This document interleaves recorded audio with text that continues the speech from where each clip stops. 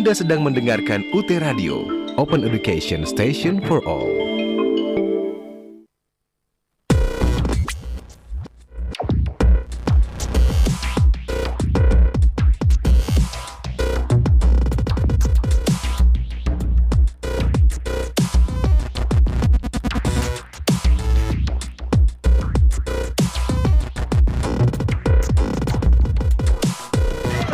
Tapi tentu kualitasnya nggak mungkin bisa diraguin. Ayo gabung sama aku yuk.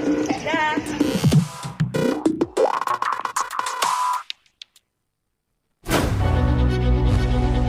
Sejak Universitas Terbuka diresmikan, kami telah menjadikan teknologi komunikasi digital sebagai alat perkuliahan. Dengan peralatan yang canggih dan tentunya dukungan tenaga profesional, serta sarana-prasarana yang sangat memadai untuk mendukung terselenggaranya pendidikan dan pembelajaran mahasiswa UT melalui berbagai modus pembelajaran berbasis teknologi dan diseminasi inovasi.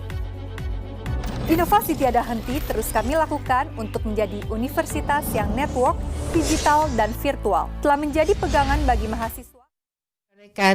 Kembali berjumpa bersama Dita Zakia langsung dari Gedung Pusat Pengembangan Multimedia Kawasan Universitas Terbuka Pondok Cabe.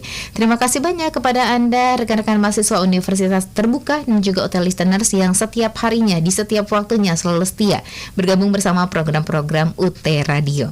Baik rekan-rekan mahasiswa Universitas Terbuka khususnya mahasiswa Fakultas Hukum, Ilmu Sosial dan Ilmu Politik, Program Studi Administrasi Negara, kami berjumpa di tutorial radio hari ini ya. Untuk topik pembahasan kali ini adalah manajemen mutu proyek dan organisasi proyek. Ini diambil dari buku materi pokok atau mata kuliah manajemen proyek ADPU 4338.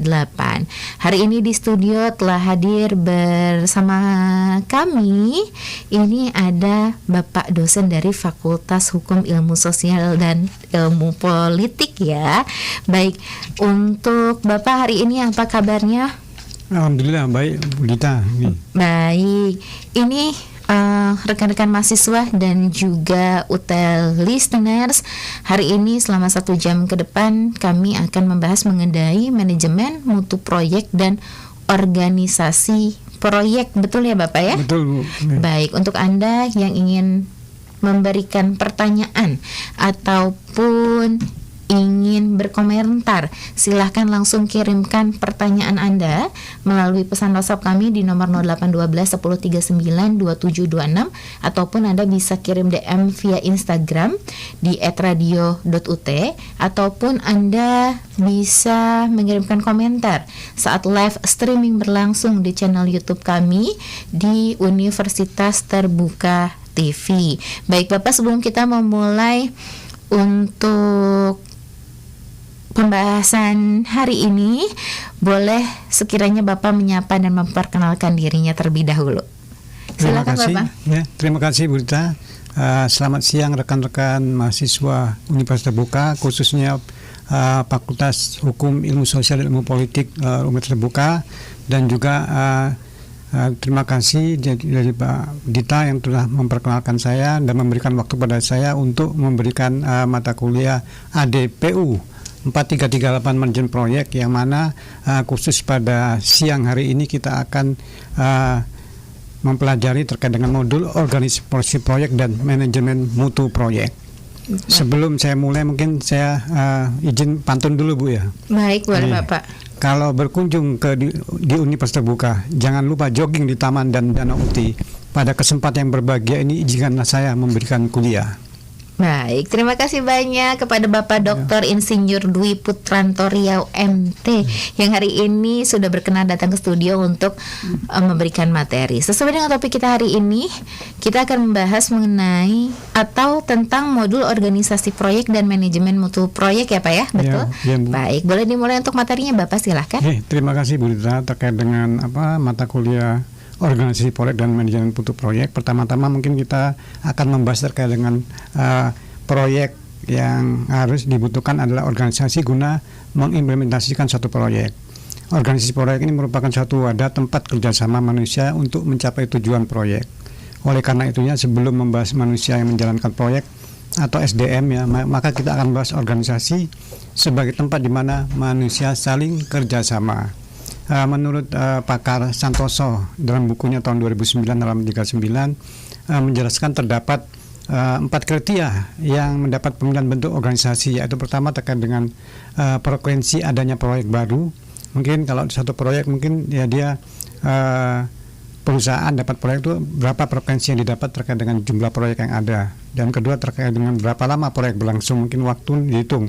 Kalau secara pengalaman mungkin dalam 1 tahun proyek itu ada yang proyek 3 bulan, 4 bulan atau 6 bulan, atau juga penuh 1 tahun, bisa juga multi-year proyek.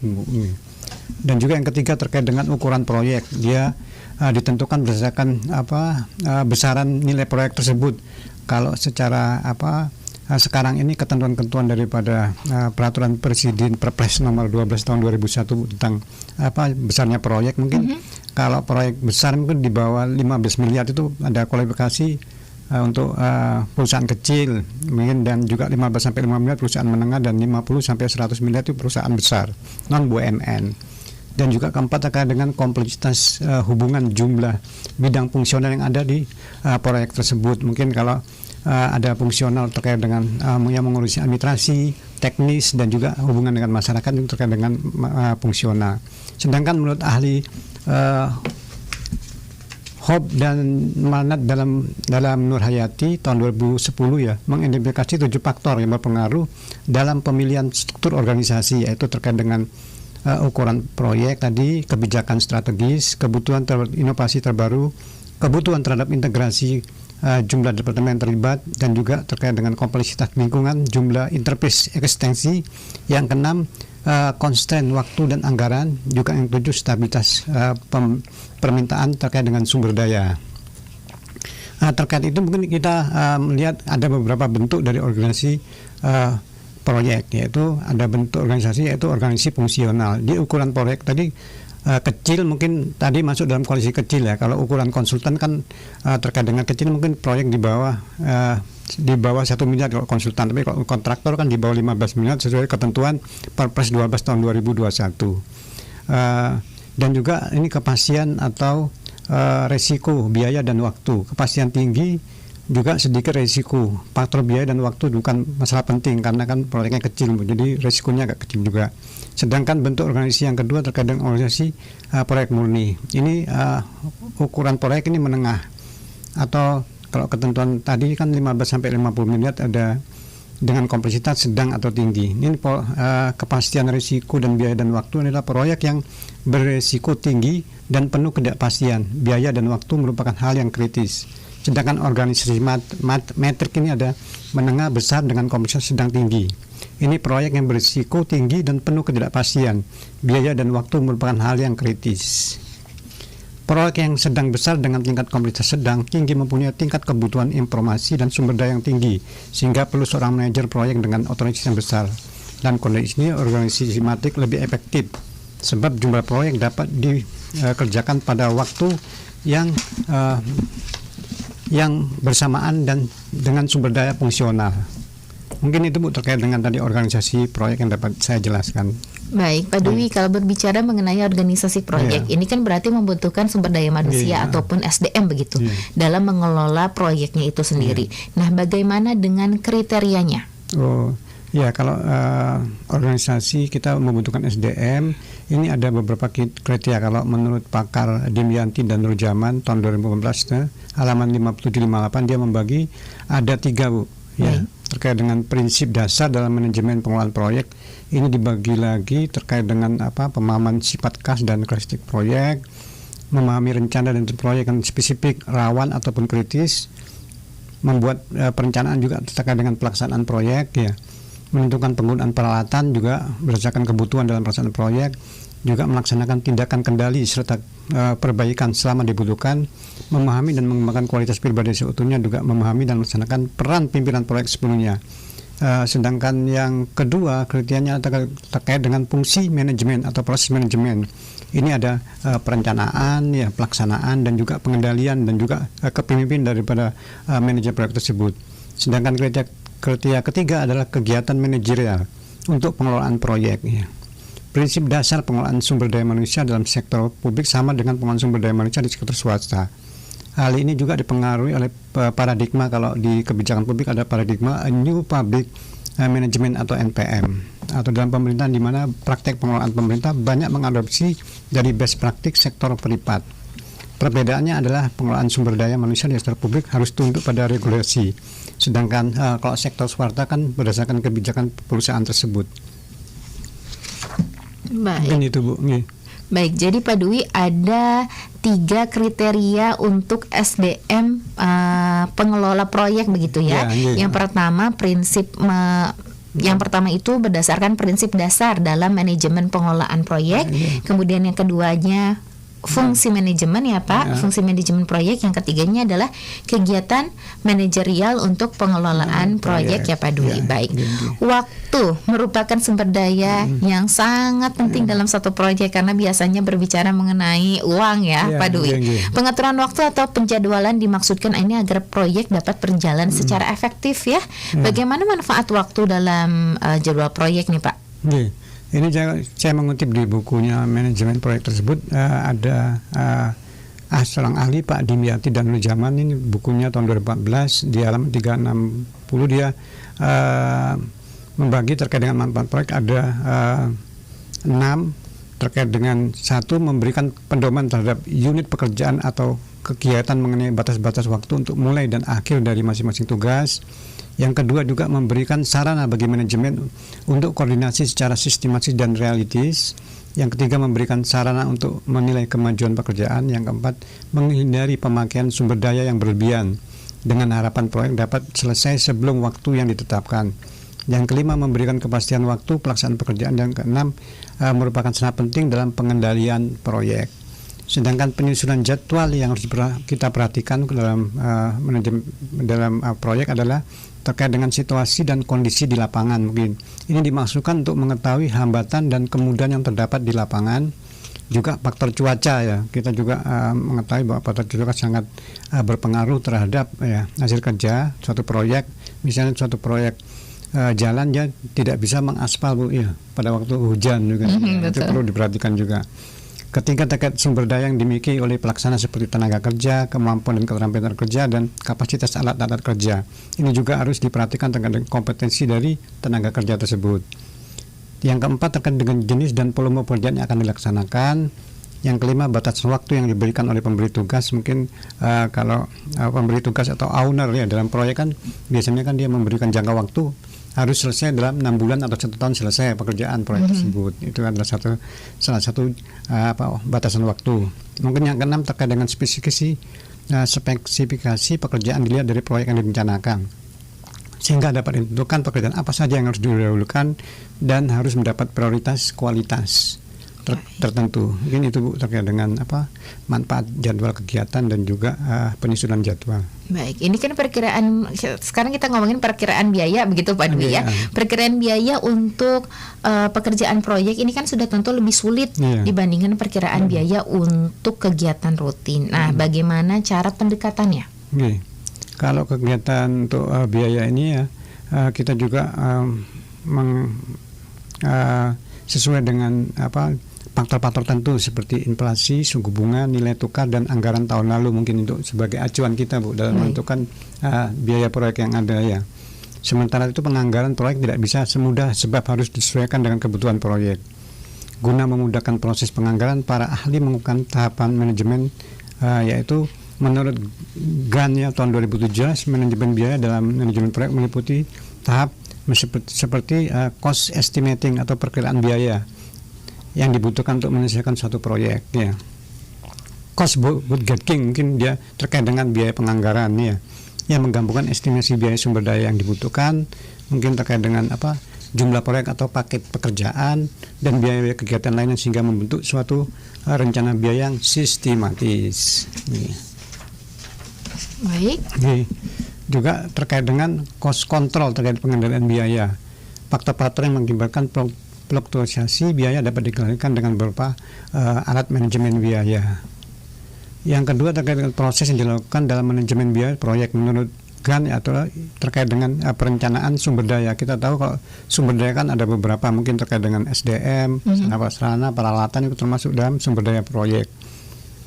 Juga estimasi biaya, menyusun suatu perkiraan biaya-biaya dan sumber daya yang diperlukan untuk menyelesaikan suatu proyek.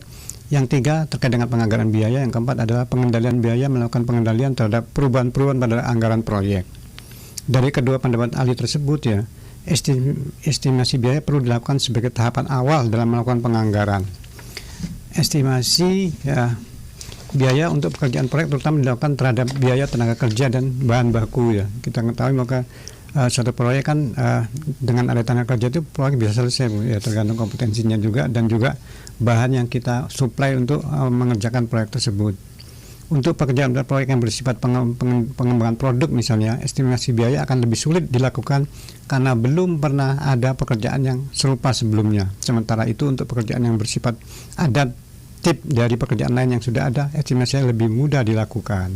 Baik. Ya. Ini nih Pak Dwi, kan sumber daya manusia begitu memegang peran yang sangat penting dalam sebuah organisasi ya Pak Dwi ya, termasuk dalam mengelola sebuah proyek. Sumber daya manusia atau SDM ini adalah aset yang berkontribusi besar tentunya terhadap tujuan organisasi. Oleh karena itu keberadaannya harus dikelola dengan baik ya, betul, agar pegawai dapat mengeluarkan kemampuan terbaiknya. Nah Pak Dwi, bagaimana seorang pimpinan proyek menjalankan pengelolaan proyeknya? Oh, okay. Dalam menjalankan pengelolaan proyek kan pimpru kalau dulu istilahnya. Kalau sekarang kan pejabat pembuat komitmen Bu, PPK kalau sekarang namanya kan, diharapkan dapat memenuhi 3 kriteria. Ini menurut pakar Dimyati dan Nurjaman juga tahun 2014 dia membagi ada 3 terkait dengan prinsip dasar dalam manajemen pengelolaan proyek. Ini ada beberapa: memahami sifat khas dan karakteristik proyek, ya. Terus juga memahami rencana dan tujuan proyek yang spesifik. Yang ketiga, membuat perencanaan pelaksanaan proyek, menentukan penggunaan peralatan. Peralatan juga harus ditentukan, melaksanakan tindakan kendali serta perbaikan selama dibutuhkan, memahami dan mengembangkan kualitas pribadi sebetulnya, dan memahami pelaksanaan peran pimpinan proyek sebelumnya. Sedangkan yang kedua terkait dengan fungsi manajemen atau proses manajemen proyek, itu terkait dengan planning atau perencanaan, terkait dengan pelaksanaan, terkait dengan pengendalian, kontrol, dan juga terkait dengan kepemimpinan, leading dalam mengelola proyek. Yang ketiga adalah terkait dengan kegiatan manajemen untuk pengelolaan proyek. Prinsip dasar pengelolaan SDM dalam sektor publik ini sama dengan pengelolaan sumber daya manusia di sektor swasta Bu. Iya. Baik. Mungkin itu aja. Ya. Pak Dwi, siapa saja yang terlibat dalam pengelolaan proyek? Kalau yang terlibat dalam proyek ini ada beberapa mungkin. Kita mengetahui kalau secara umum kan ada beberapa pemilik proyek atau owner ya, pemilik proyek atau owner yang ada di proyek tersebut, juga konsultan quantity surveyor. Ini terkait dengan mutu dari proyek tersebut. Dia membuat atau merencanakan terkait dengan biaya, waktu, kontrak, negosiasi, itu namanya konsultan quantity. Ada konsultan perencana juga, ini juga merencanakan dan juga membuat rencana anggaran biaya dari proyek tersebut. Ini namanya konsultan perencana biasanya. Juga ada konsultan pengawas pada waktu pelaksanaan proyek, maka owner itu juga membayar konsultan pengawas untuk melaksanakan pengawasan terhadap pelaksanaan proyek yang dikerjakan oleh kontraktor atau pelaksana pemborong. Sedangkan kontraktor pelaksana ini adalah pekerjaan yang dilaksanakan oleh kontraktor pelaksana.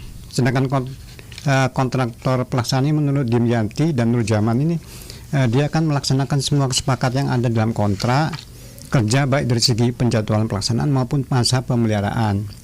Dia mematuhi dan melaksanakan segala bentuk petunjuk yang diberikan oleh direksi. Sebelum pekerjaan dimulai, kontraktor pelaksanaan harus membuat dan menyerahkan gambar kerja, shop drawing. Jadi pelaksanaan di lapangan juga membuat suatu gambar shop drawing Bu. Jadi sebelum pelaksanaan juga dia menyediakan tenaga kerja dan juga dan gambar terkait dengan spesifik teknis dan gambar. Dia memperhatikan juga terkait dengan biaya pelaksanaan, waktu, kualitas, kuantitas, dan keamanan dari kerjaan tersebut. Ya. Baik. Dia juga membuat laporan harian. Biasanya kan laporan buka laporan harian, mingguan, bulanan juga buat, dan juga laporan akhir pada proyek setelah selesai. Juga kontraktor bertanggung jawab atas kualitas dan mutu pekerjaan. Nanti mutu kerjaan ini kita bahas selanjutnya. Juga dia membayar ganti rugi akibat kecelakaan terjadi pada waktu pelaksanaan pekerjaan. mungkin akibat kecelakaan tidak menggunakan keselamatan tenaga kerja dan lain-lain. Juga dia berhak menerima sejumlah biaya pelaksanaan pekerjaan yang telah selesai dari pemberi tugas dengan kesepakatan yang tercantum dalam kontrak kerja. Mungkin itu, Bu. Baik, Pak, kita akan berbicara mengenai isu-isu oleh pengelola begitu ya. Dalam pelaksanaan proyek kan perlu diperhatikan ya isu-isu oleh pengelolaan itu. Nah, itu siapa saja nih Pak Dwi? Tapi Pak Dwi harus tahan dulu jawabannya sebentar karena kita akan rehat. Rekan-rekan mahasiswa, pastikan Anda tetap bergabung bersama kami hari ini di Tutorial Radio.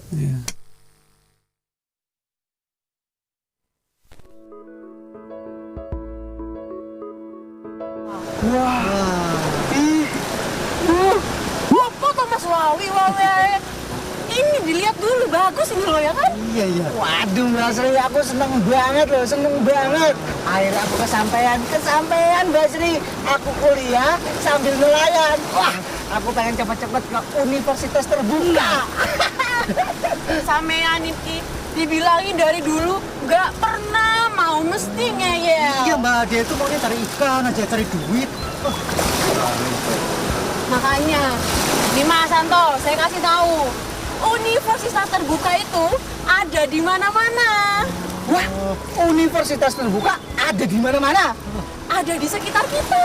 Ada di sekitar kita. Wah, iya wes kalau gitu. Mas Toh, mau kemana toh? Mau ke UT. Aku ditinggal ya. Tunggu. Hati-hati Mas Toh.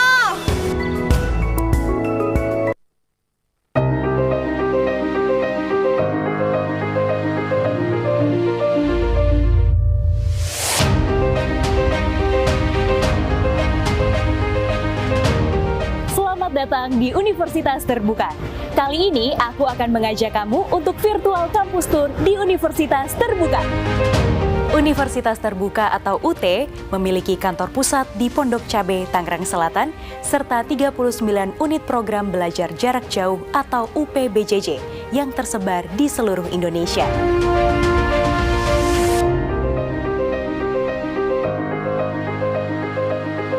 Rangka mendukung layanan kepada mahasiswa, berbagai sarana dan prasarana dibangun dan terus ditingkatkan kualitasnya.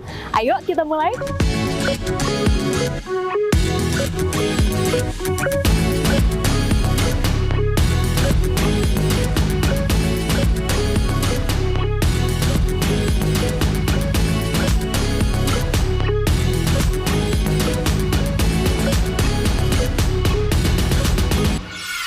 Di kantor pusat, terdapat gedung fakultas yang merupakan jantung dari pengembangan produk akademik UT.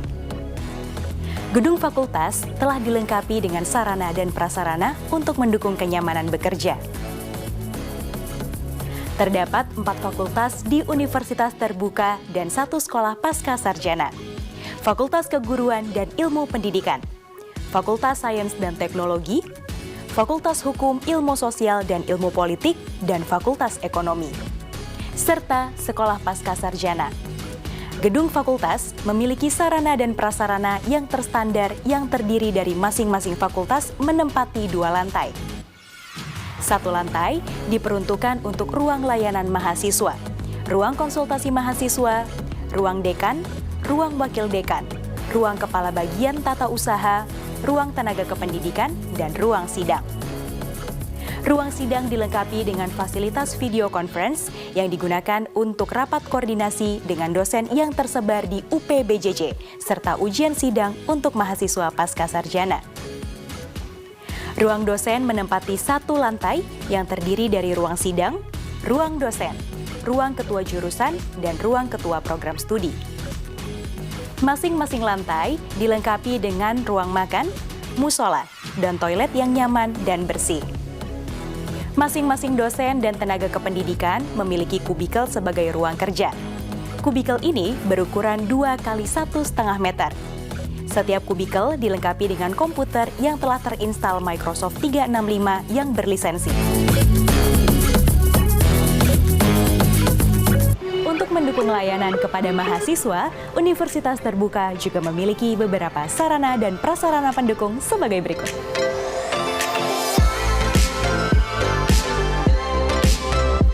Pusat Produksi Multimedia merupakan unit pelaksana teknis yang bertugas untuk memproduksi oleh perencana konsultan ya untuk memasukkan seperti persetujuan bangun gedung kalau untuk membangun gedung Bu, atau PBG yang dulu namanya IMB. Oh baik. Iya, kalau mau bangunan mau digunakan atau dimanfaatkan oleh penghuni kan ada sertifikat layak fungsi, itu harus diperhatikan juga oleh pembangunan untuk bangunan gedung. Untuk SLF ini untuk kalau sertifikat layak fungsi untuk jalan juga diperhatikan, sertifikat layak fungsi juga, dan juga bendungan juga sebelum digunakan juga harus dicek juga terkait dengan hal itu. Yang kedua terkait dengan unsur-unsur yang perlu diperhatikan pada saat proses pengendalian seperti time schedule ya, yang merupakan standar waktu pelaksanaan proyek. Yang kedua juga pelaporan terkait dengan proyek tersebut, mungkin laporan harian, mingguan, dan juga bulanan. Dan juga terkait dengan gambar kerja yang diperlukan terkait dengan proyek tersebut. Gambar kerja ini kan tadi sudah disebutkan, kalau pertama awal mulai proyek kan ada shop drawing, tapi setelah proyek selesai mungkin kita harus membuat gambar sesuai dengan kenyataan di lapangan, namanya asbud drawing gitu ya. Juga rapat-rapat koordinasi selama pelaksanaan proyek ini kita gunakan untuk rapat-rapat koordinasi dengan internal maupun eksternal untuk terkait dengan proyek tersebut. Selain aspek administrasi mungkin juga diperhatikan terkait dengan beberapa isu pengelolaan sumber daya pada organisasi publik yang tidak ditemukan di sektor swasta dalam mengurus proyek. Ini menurut WIRIK ini diantaranya adalah pertama ketidakmampuan untuk menghubungkan kinerja dan penghargaan. Yang kedua terkait dengan sistem kompetensi sektor publik yang bias, artinya anggota tim yang terlibat dalam proyek yang paling produktif dan bermanfaat mungkin bukan yang paling tinggi kompensasinya. Yang ketiga, manajer proyek tidak memiliki fleksibilitas untuk memilih anggota tim proyek berdasarkan keahlian. Anggota tim proyek adalah pegawai pada unit kerja di mana proyek tersebut berasal. Yang keempat terkait dengan budaya kerja, juga yang lambat dalam beberapa kasus tidak terbiasa dengan budaya kerja yang berorientasi pada hasil. Juga ada 5 intervensi politik dalam pengelolaan proyek, mungkin dari masyarakat terkait dengan intervensi politik yang ada. Mungkin itu Bu. Baik, Pak Dwi, ini dalam manajemen begitu sering kita dengar mengenai manajemen mutu dan manajemen resiko begitu. Nah, bagaimana nih penjelasan untuk hal itu Pak Dwi? Ya, kita mengetahui kan dalam satu proyek mungkin harus diperhatikan mutu dari proyek tersebut dan juga risiko yang kita perkirakan terkait dengan proyek tersebut. Kalau manajemen mutu kan berkaitan dengan penjaminan kualitas barang atau jasa yang dihasilkan dalam suatu proyek. Mungkin hal ini dilakukan guna memberikan gambaran bagaimana pelaksanaan manajemen kualitas dan proyek, konstruksi dan aplikasi penjaminan mutu atau quality assurance, agar hasil pelaksanaan proyek dapat memenuhi tujuan secara efektif dan ekonomis dan memenuhi persyaratan mutu dan dapat diharapkan berfungsi secara memuaskan selama kurun waktu tertentu atau dengan kata lain fitness for use.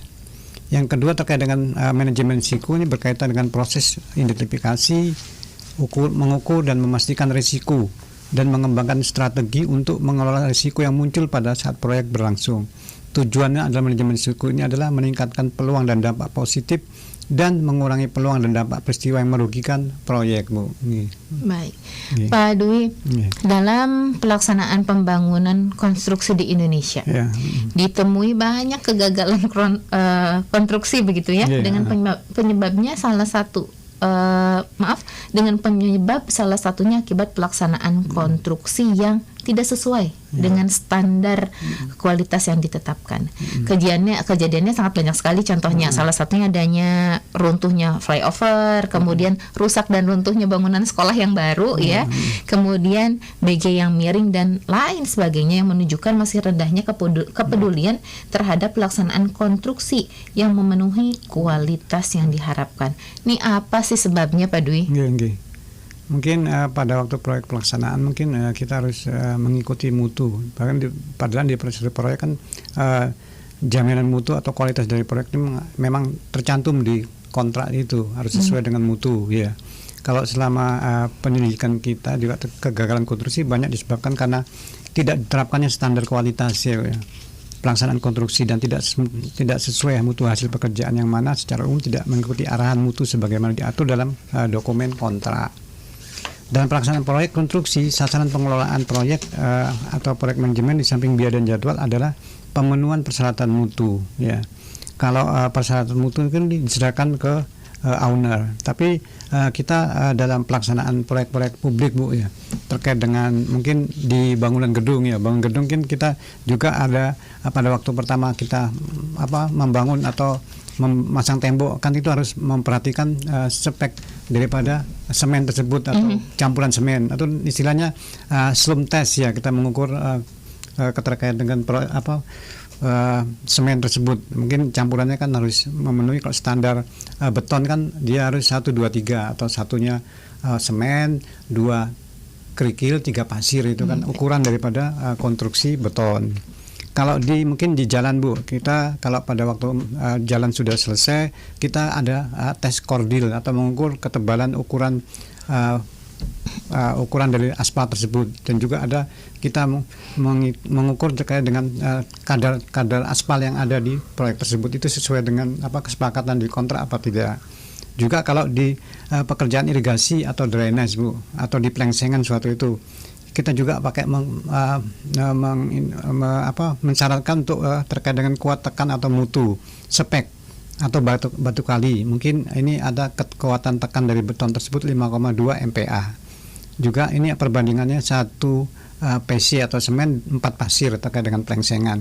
Ini kan sesuai dengan aturan Permen PU nomor 1 tahun 2002 tentang pedoman penyelesaian harga satuan pada pekerjaan konstruksi. Untuk ini dalam hubungan ini mungkin ada dalam kriteria dan spesifikasinya ya.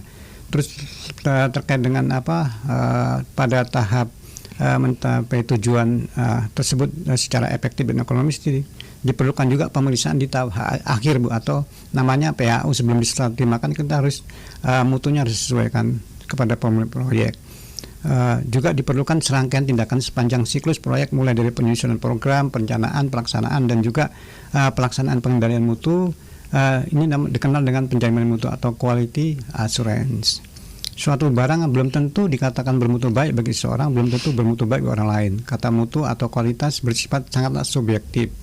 Oleh karena itu di dunia usaha ya, industri mencoba memberikan batasan yang dapat diterima oleh kalangan berkepentingan.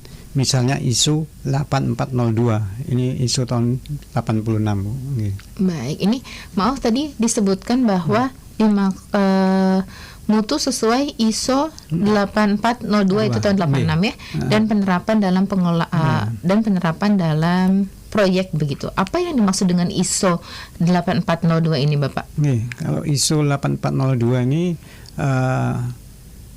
berdasarkan buku referensi yang kita dapat tahun 86 di halaman 1, ini mutu adalah sifat dan karakteristik produk atau jasa yang membuatnya memenuhi kebutuhan pelanggan atau pemakai atau customer Bu. Ini juga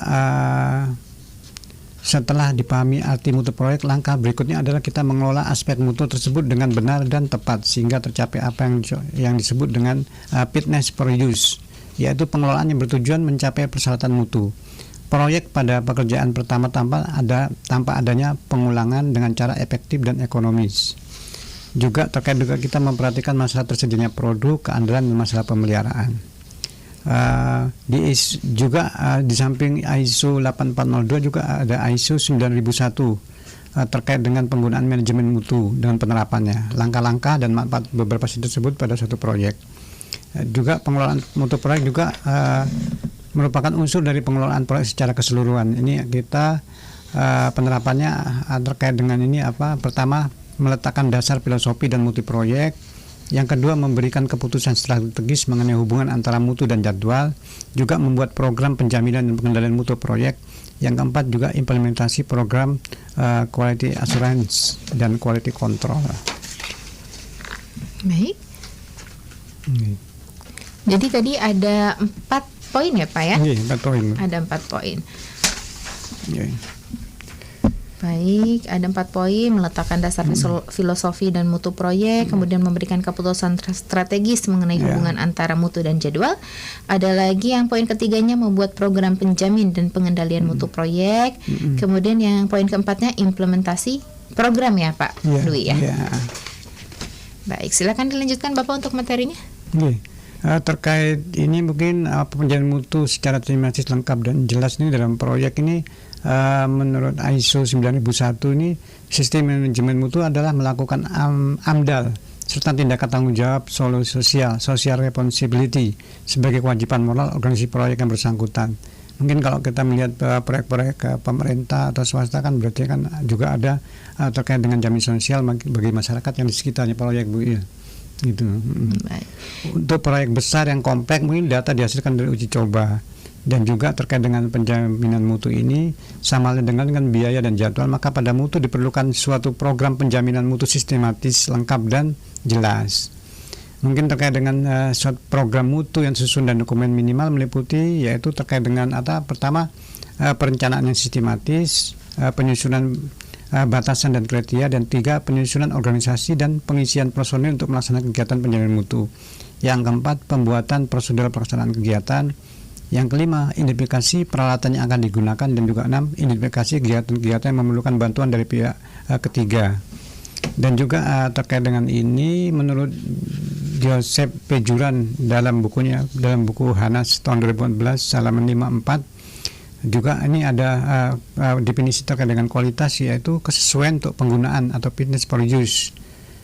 Ini berarti suatu produk atau jasa hendaknya sesuai dengan hal yang diperlukan dan atau diharapkan oleh pengguna. Lebih jauh, Juran dalam Hanas mengungkapkan 5 dimensi kualitas, yaitu terkait dengan rancangan, desain ya, spesifikasi produk. Yang kedua terkait kesesuaian atau conformance, ya ini kesesuaian antara maksud desain dengan penyampaian produk aktual. Yang ketiga terkait ketersediaan, ability, mencakup aspek kedapat kepercayaan serta ketahanan dan produk itu tersedia. Yang keempat, keamanan atau safety, aman dan tidak membahayakan konsumen. Juga yang kelima, guna praktis atau fit use atau kegunaan praktis yang dapat dimanfaatkan pada penggunaan oleh konsumen.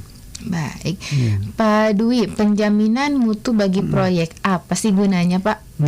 Ini juga kita mengutip dari pendapat Pak Imam Soeharto tahun 90 dalam bukunya Hanap tahun 2014. Penjaminan mutu berguna bagi pihak-pihak yang terlibat dalam pembangunan proyek.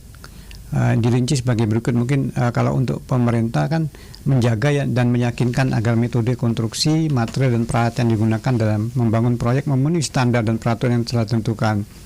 Hal ini dimaksud melindungi kepentingan keamanan dan kesehatan masyarakat, ya. Memberikan kesempatan pemerintah dan pengujian terhadap instalasi atau hasil proyek dan waktu ke waktu yang berpotensial dapat menyebabkan kerusakan dan kecelakaan. Mungkin kalau aturan-aturan ini kan ada di Perpres nomor 12 tahun 2001, Bu, terkait pengadaan barang dan jasa. Kalau untuk pada waktu proses pelelangannya. Tapi kalau untuk penjaminan mutu tadi, kualitas proyek tadi sudah disebutkan ada Permen PU tahun 2001 terkait dengan kualitas atau konstruksi tersebut. Dan juga bagi pemilik proyek ini juga memberikan kepercayaan dan keyakinan bahwa instalasi yang dibangun akan berfungsi sesuai dengan harapan dalam hal keselamatan atau seperti operasi dan produksi. Juga menyediakan dokumen bagi pihak pemerintah maupun pihak lain yang berkepentingan. Juga menyediakan data hasil inspeksi, pengetesan dan perbaikan pada bagian spesifik dari instalasi. Bagi perancang instalasi juga menjadi umpan balik pekerjaan desain engineering di masa yang akan datang. Juga bagi kontraktor juga ini bukan hanya pekerjaan selesai jadi. Hal ini juga berarti mencegah pekerjaan berulang atau rework, dan juga bila dilaksanakan dengan baik akan mencegah mutu yang melebihi spesifikasi yang tercantum dalam kontrak. Berarti menghindari pengeluaran biaya yang tidak perlu. Baik, kita masih akan membahas mengenai topik bahasan kita hari ini ya Pak ya, manajemen mutu proyek dan organisasi proyek. Masih ada juga Bapak harus menjawab pertanyaan yang masuk ke channel YouTube kami, tapi lagi-lagi kita harus rehat sejenak. Terima kasih. Baik, Pak Dwi dan juga rekan mahasiswa serta OT listeners, pastikan Anda tetap bergabung bersama kami hari ini di Tutorial Radio.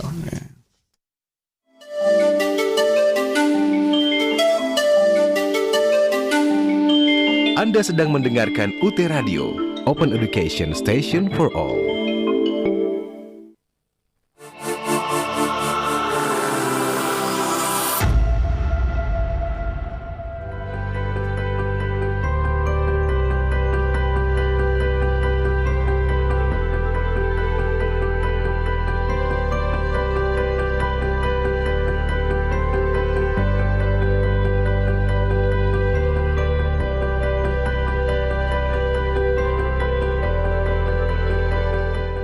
Nama saya Suraida. Saya belajar di UPBJ UT Makassar. dari kampung ke tempat perkuliahan itu jauh, jaraknya dari Pasik ke Selayar itu sekitar 54 km. Saya nyebrang laut ke Labuan Nipaya. Kemudian saya naik motor ke Kota Benteng.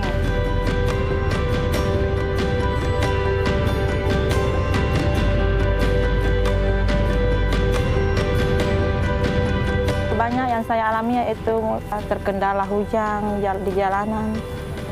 Kendaraan tidak ada, kemudian tidak lancar itu, alat transportasinya perahu juga tidak lancar.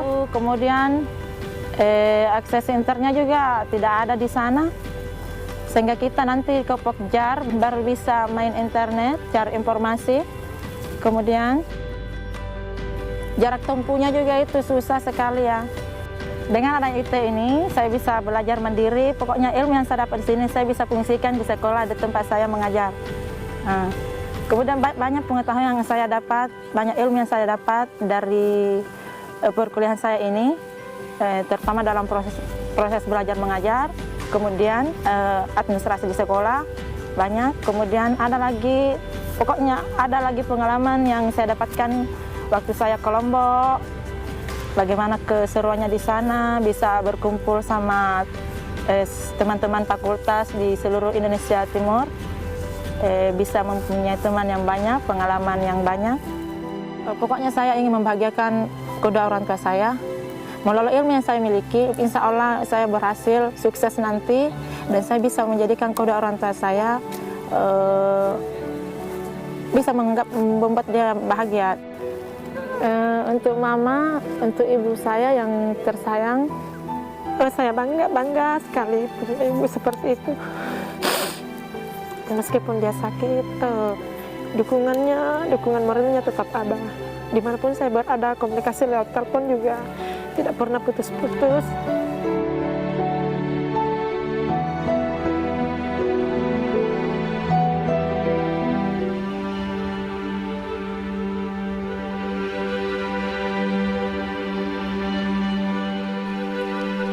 Sosialisasi dan promosi di Kabupaten Kepulauan Selayar telah berlangsung dan akan berkelanjutan dan mampu mendukung dunia pendidikan di Kepulauan Selayar dan akan menjadikan mahasiswa dari Selayar terbaik. UT hadir untuk mengemban amanah bangsa yang luhur dalam meningkatkan kecerdasan dan bermartabat bagi Indonesia tercinta. Mari kita bangun dan jaga negeri ini dengan mewujudkan pagar bangsa yang berkualitas.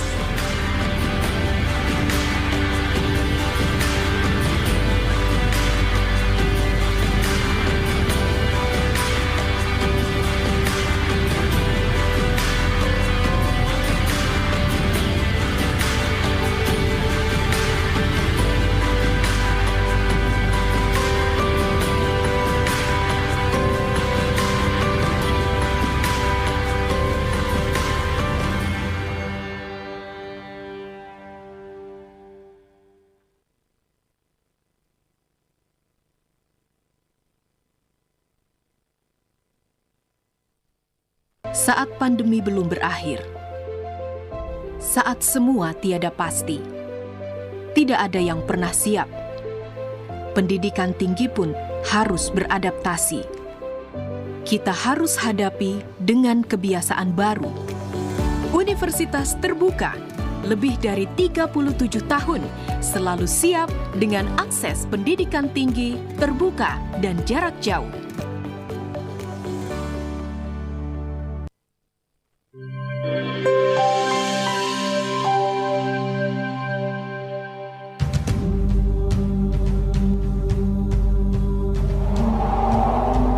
Pada akhir tahun 2021, Universitas Terbuka memperoleh persetujuan menjadi PTN Badan Hukum dari Mendikbudristek RI melalui surat nomor 0835-E3-KB00-KB00-2021 tertanggal 7 Desember 2021 tentang persetujuan Universitas Terbuka menjadi PTN Badan Hukum.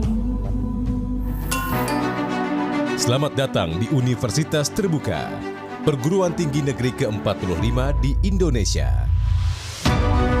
Universitas Terbuka sudah mengabdi untuk merealisasikan misi pemerintah dalam hal pemerataan akses ke perguruan tinggi bagi seluruh warga masyarakat.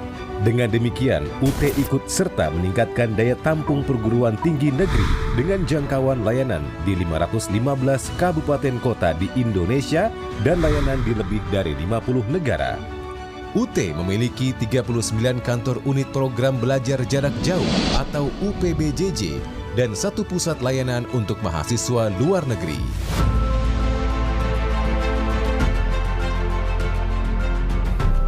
Reformasi pendidikan Indonesia melalui kebijakan Merdeka Belajar Kampus Merdeka selaras dengan visi dan misi UT, yaitu mewujudkan pemerataan akses pendidikan tinggi yang berkualitas seluas-luasnya bagi masyarakat. Melalui Kampus Merdeka, mahasiswa diharapkan memperoleh pengalaman kontekstual lapangan yang dapat meningkatkan.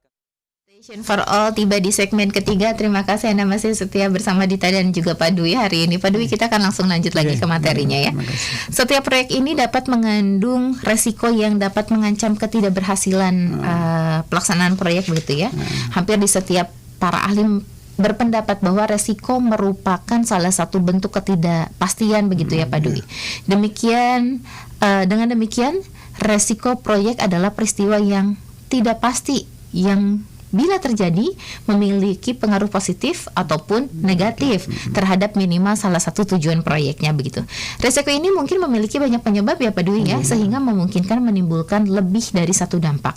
Nah, bisa dijelaskan lebih rinci Pak? Ya, terima kasih. Mungkin terkait dengan manajemen risiko ini dimiliki hampir serupa mungkin digunakan oleh Southreed dalam Santoso tahun 2009 halaman 192. Bahwa risiko merupakan kombinasi dan konsekuensi dari suatu kejadian dengan tidak menutup kemungkinan bahwa terdapat lebih dari satu konsekuensi untuk satu kejadian, dan konsekuensi bisa merupakan hasil yang positif atau negatif.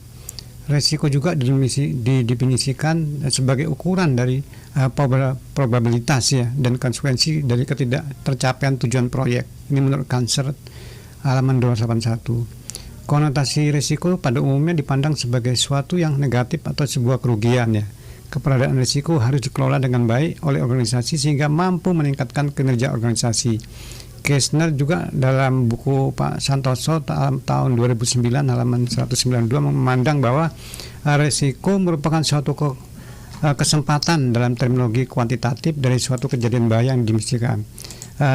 Terminologi kuantitatif dimaksud dapat dari pengukuran probabilitas. Mungkin kalau secara rumus mungkin risk exposure atau terkait dengan tingkat kepentingan risiko sama dengan adalah risk likelihood atau risiko kemungkinan terjadi, dan juga dikali dengan risk impact atau dampak risiko. Mungkin itu Bu terkait dengan penjelasannya. Baik, ngomong-ngomong masalah jenis risiko nih Pak Dwi, jenis risiko yang terjadi pada proyek publik itu apa sih Pak Dwi? Ini beberapa jenis risiko yang terjadi dalam proyek ini juga dikemukakan oleh ahli Wirik tahun 2009 di halaman 178. Beliau juga mengemukakan beberapa risiko yang mungkin terjadi pada organisasi sektor publik, yaitu adalah pertama diawasi media sehingga masyarakat bisa segera mengetahui perkembangan suatu proyek. Yang kedua, tidak tersedianya perangkat keras dan perangkat lunak mungkin yang dibutuhkan. Yang tiga, sistem penggajian yang tidak memadai untuk merekrut staf ahli. Dan juga 4, proyek tidak setujui legislatif. Yang kelima, adanya kritik dari legislator oposisi. Yang keenam, terkait dengan vendor terbaik mungkin tidak masuk dalam daftar vendor yang disetujui. Yang ketujuh, program pengadaan barang dan jasa memungkinkan menghasilkan vendor yang kurang berkualifikasi. Kita juga mengetahui pada suatu pengadaan barang juga ya, tidak biasanya pemenang itu berdasarkan harga termurah atau terkecil ya, tapi kan kenyataannya kan bukan dilihat dari situ, juga dari aspek administrasi, aspek teknis, aspek kualifikasi juga harus dilihat, jadi bukan aspek harga yang terendah saja. Juga vendor dapat memberikan tekanan politik untuk memperoleh suatu proyek. Dengan 9, sistem tidak diinginkan kan tidak sesuai dengan kebijakan dari pemerintah pusat mungkin. Juga yang ke-10, proyek untuk mempekerjakan staf ahli, kontrak dengan konsultan, dan pembelian perangkat lunak dan perangkat keras membutuhkan waktu dan kondisi yang dapat menunda proyek. Risiko-risiko proyek yang menurut Widiman dalam bukunya Lambobong tahun 2011 yaitu satu terkait dengan eksternal dan tidak dapat diprediksi. Ini ada beberapa terminologi terkait dengan hal tersebut, mungkin terkait dengan perubahan peraturan perundang-undangan, bencana alam, badai, banjir, akibat kejadian pengerusakan atau sabotase, atau juga ada pengaruh lingkungan dan sosial sebagai akibat dari proyek. Juga ada kegagalan penyelesaian proyek. Yang kedua terkait dengan eksternal dan dapat diprediksi, mungkin terkait dengan risiko pasar, operasional, pengaruh lingkungan, pengaruh sosial, perubahan mata uang, dan juga inflasi dan pajak. Yang ketiga terkait dengan masalah di internal, mungkin non teknik tetapi umumnya dikontrol, mungkin terkait dengan manajemen, jadwal yang terlambat, bertambahnya biaya, juga cash flow, dan juga potensi kehilangan atas manfaat yang dan keuntungan. Juga terkait dengan teknik mungkin dapat dikontrol juga. Ini ada terkait dengan perubahan teknologi, risiko-risiko spesifik dan teknologi proyek dan desain.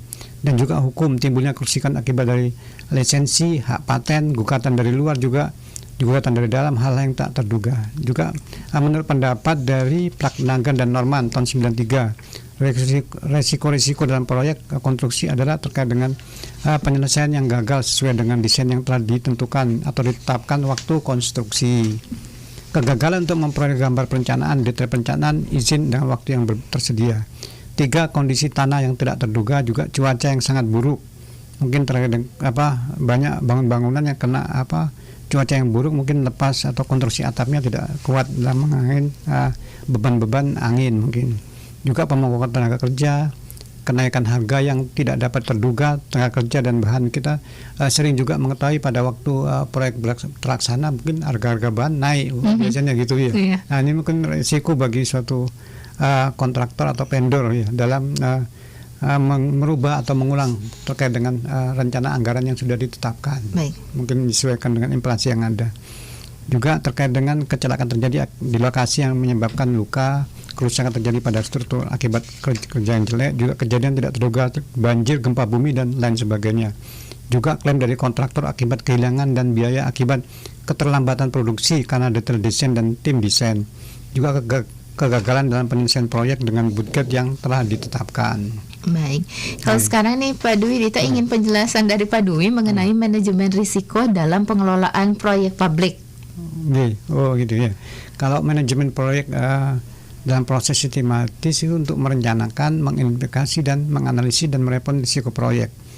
Manajemen risiko juga didefinisikan sebagai proses mengidentifikasi, mengukur dan memastikan risiko dan mengembangkan strategi untuk mencapai mengelola risiko tersebut. Ini menurut Santoso tahun 2009 halaman 193. Tujuannya adalah untuk meningkatkan peluang dan dampak positif dan mengurangi peluang dan dampak peristiwa yang merugikan proyek. Setiap organisasi proyek harus proaktif dalam mengelola konflik sehingga setiap masalah yang terjadi dapat disolusikan dan bahkan dapat diantisipasi. Mungkin risiko juga adalah kejadian dapat dilihat dari sisi probabilitas terkait dengan likelihood tadi dan juga dampaknya atau impactnya. Terkadang ada satu kejadian yang memiliki probabilitas tinggi, namun dampaknya rendah ya. Atau bahkan sebaliknya. Dengan demikian, risiko merupakan adalah atau fungsi dari kemungkinan atau dampak ya. Dengan mempertimbangkan kedua hal tersebut, yaitu terkait dengan kemungkinan dan dampak, dapat dihitung kejadian mana yang memiliki risiko yang lebih besar. Ada 3 kunci yang perlu diperhatikan dalam manajemen risiko agar bisa tercapai. Ini menurut juga dari Pak Santoso tahun 2009 di bukunya halaman 195. 1. Terkait dengan identifikasi, analisis dan penilaian risiko pada awal proyek secara sistematis dan mengembangkan rencana untuk menanganinya. Yang kedua, mengalokasikan tanggung jawab kepada pihak-pihak yang paling sesuai dengan mengelola risiko. Yang ketiga, memastikan bahwa biaya penanganan risiko cukup kecil dibandingkan dengan nilai proyeknya. Mungkin itu Bu Dita. Baik, terima kasih banyak Pak Dwi. Ini sangat jelas sekali begitu penyebaran dari Pak Dwi mengenai manajemen risiko dalam pengelolaan proyek publik ya Pak ya. Nah, kalau dalam proyek publik ini kan tentunya ada penanggung jawab pelaksana proyek ya terhadap risiko nih Pak. Nah, bagaimana penjelasan tentang hal itu? Baik. Untuk setiap risiko yang diidentifikasi jelas siapa pemilik atau penanggungnya. atau risk management plan dibuat oleh tim proyek dengan arahan dari manajemen risiko dan dapat melibatkan konsultan apabila diperlukan. Peran-peran kunci dalam manajemen risiko dan tanggung jawabnya ini juga menurut Pak Santoso adalah ada senior manajemen yang harus menyusun kebijaksanaan mengenai manajemen risiko organisasi, mendukung secara aktif tindakan manajemen risiko yang diperlukan untuk proyek-proyek dan memastikan bahwa semua stakeholder proyek mendukung terkait dengan tindakan tersebut. Peran lain sangat tergantung pada karakteristik proyek juga. Juga ada sponsor yang bertanggung jawab terhadap memastikan sumber daya yang dibutuhkan tersedia untuk terkait dengan untuk menangani risiko proyek, juga memastikan ada partisipasi aktif dari para stakeholder dalam proyek, juga memastikan bahwa risiko yang mempengaruhi proyek dari luar dikelola dengan baik, dan juga ada memonitor dan melaporkan kemajuan dan efektivitas dari treatment terhadap risiko. Juga peran dari manajer proyek atau direktur dalam memimpin tim proyek dan bertanggung jawab dengan kewenangannya untuk mencapai tujuan proyek, termasuk manajemen risiko yang berkaitan dengan proyek tersebut. Juga ada pemilik risiko atau risk owner yang mempunyai tanggung jawab dan wewenang untuk menangani risiko yang telah teridentifikasi. Dalam tim proyek ia berperan sebagai manajer dari paket kerja atau work package. Pemilik risiko harus memiliki sumber daya yang diperlukan untuk mengatasi risiko. Pemilik risiko juga harus memantau risiko yang tidak ditangani. Juga ada manajer risiko atau risk manager. Ini mempunyai tanggung jawab terkait mengarahkan atau mengelola semua aspek dari proses manajemen risiko, mengembangkan dan menjaga risk management plan, juga memastikan semua risiko sudah jelas pemiliknya atau risk owner, menjaga risk register, memastikan review risiko untuk identifikasi risiko. Itu juga terkait dengan pengalaman perubahan secara kontinu, memonitor atau cost effectiveness dan melaksanaan treatment terhadap risiko, persiapan laporan, dan juga mencari dan melaksanakan continuous improvement untuk proses manajemen risiko. Dan juga yang ini ada tim proyek yang bertanggung jawab untuk membantu dalam identifikasi, analisis, dan evaluasi risiko, juga aktivitas manajemen risiko seperti diterapkan dalam penanganan yang sudah ada. Mungkin itu, Bu. Baik, ini ternyata saking asiknya begitu penjelasan materi hari ini dari Pak Dwi, ternyata waktunya sudah hampir habis, tapi Pak Dwi harus menjawab dulu, ada pertanyaan yang masuk dari Kak Cinto Haniati. Assalamualaikum. Waalaikumsalam warahmatullahi. Bagaimana pendapat Bapak terkait dengan proyek misalnya pembuatan jalan yang kualitasnya tidak sesuai dengan hasil yang diharapkan oleh masyarakat pada umumnya atau cepat rusak gitu? Oh gitu, enggak. Dalam proyek mungkin jalan itu, kalau pada waktu pelaksanaan kita masih dalam koridor pelaksanaan, jadi gampang untuk memonitor, dan kalau tidak sesuai dengan spek yang ada mungkin kita minta dibongkar dan disesuaikan dengan spek yang sudah kita tentukan dalam kontrak. Tapi kalau proyek itu sudah selesai, kontraknya sudah habis, tapi dia kan kita belum bayar, biasanya 5% kalau di pemerintah, 5% belum dibayar, dan itu kan membutuhkan waktu 6 bulan dalam pelaksanaan pemeliharaan. Baik. Nah itu bisa dalam masa pemeliharaan itu kalau ada yang rusak, jadi tanggung jawab daripada pihak kontraktor itu memperbaiki. Tapi kalau pada waktu proyek sudah selesai, mungkin ini tanggung jawab pemerintah untuk memperbaiki, karena kan ada biaya pemeliharaan rutin setiap tahunnya untuk memperbaiki jalan tersebut, Bu. Baik, jadi kalau belum selesai proyeknya bisa ditanggung oleh kontraktornya, tapi kalau sudah selesai jadi tanggung jawab pemerintah. Begitu. Baik, Pak Dwi, terakhir sebelum menutup perjumpaan kita hari ini, silahkan untuk menyampaikan kesimpulannya. Terima kasih, Bu. Untuk kesimpulan pada siang hari ini terkait dengan modul organisasi proyek, manajemen mutu dan risiko, ini ada 3 kesimpulan yang dapat saya ambil, yaitu pertama, pemilihan bentuk organisasi proyek didasarkan pada sejumlah kriteria, dan jenis kriteria yang mendasari pemilihan bentuk organisasi proyek yaitu frekuensi, berapa lama proyek berlangsung dan juga proyek, dan tingkat penilaian kinerja tenaga kerja, modal dan sumber daya yang diperlukan, dan kompleksitas terkait dengan hubungan di proyek tersebut. Untuk penjaminan mutu berguna bagi pihak yang terlibat dalam pembangunan, bagi pemerintah untuk menjaga dan meyakinkan agar metode konstruksi, material dan peralatan yang digunakan dalam pembangunan proyek memenuhi standar dan peraturan yang telah ditentukan. Yang ketiga, terkait dengan setiap proyek dapat mengandung risiko yang dapat mengancam ketidakberhasilan pelaksanaan proyek. Hampir setiap para ahli berpendapat bahwa risiko merupakan salah satu bentuk ketidakpastian. Dengan demikian, risiko proyek perlu diantisipasi dengan menerapkan standar manajemen risiko. Mungkin itu, Bu, dari kesimpulan yang saya sampaikan di acara siang hari ini. Terima kasih. Baik, terima kasih juga kepada Pak Dwi. Semoga apa yang disampaikan oleh Pak Dwi hari ini, materi yang disampaikan oleh Pak Dwi hari ini menjadi sesuatu yang bermanfaat ya bagi para mahasiswa, bagi para UT listeners juga. Pak Dwi, terima kasih banyak atas waktunya. Semoga kita bisa dipertemukan di lain kesempatan ya Pak ya. Baik. Terima kasih. Rekan-rekan mahasiswa dan juga UT listeners, tuntas sudah perjumpaan kita hari ini mengenai topik pembahasan kita yaitu manajemen mutu proyek dan organisasi proyek. Terima kasih banyak atas kesetiaan Anda. Akhirnya Dita Zakia dan Pak Dwi harus undur pamit dari Gedung Pusat Pengembangan Multimedia Kawasan Universitas Terbuka Pondok Cabe. Wassalamualaikum warahmatullahi wabarakatuh.